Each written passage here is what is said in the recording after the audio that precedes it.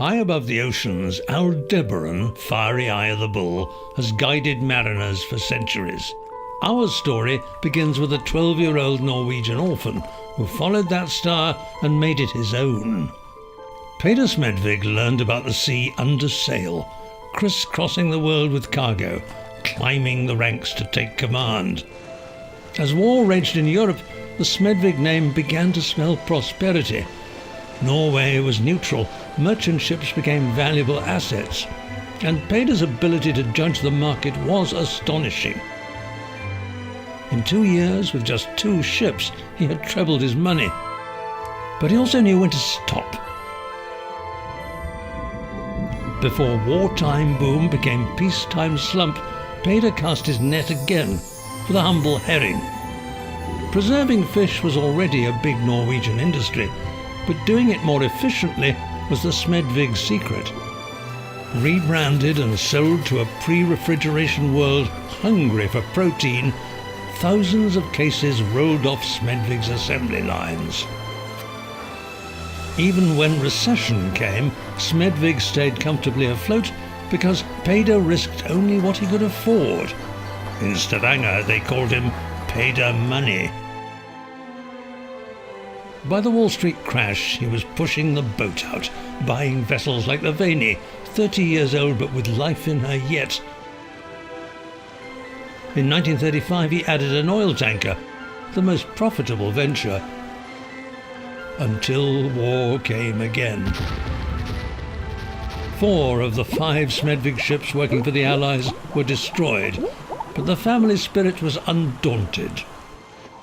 Peder's eldest son Torolf was a key figure in the Norwegian resistance, with management skills to lead a military force and the Smedvig sixth sense to evade the enemy. Once he hid in a roll of carpet when the Gestapo arrived. When war was over, Torolf was making Smedvig's biggest investments, this time huge oil tankers.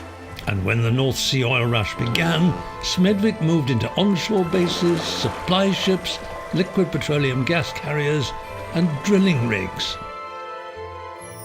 By 1973, Stavanger had become the oil and gas capital of Europe, and the Smedvig fleet had sailed through 3 consecutive tanker booms.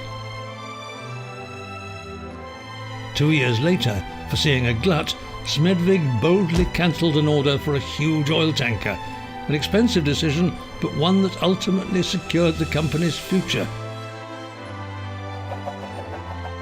When Torolf died, his son Peter expanded the drilling business to the Far East and floated the company on the New York Stock Exchange. But, like all Smedvigs, he wasn't afraid of change, and he got out of shipping altogether in 1995.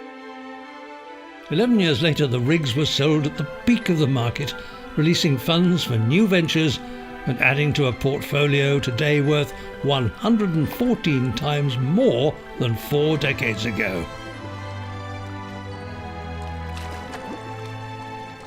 Big ships are property, drilling rigs, private equity.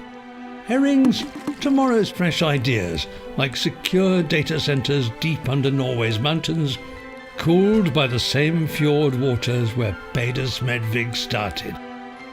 And the guiding stars? Now electronic charts that update wirelessly.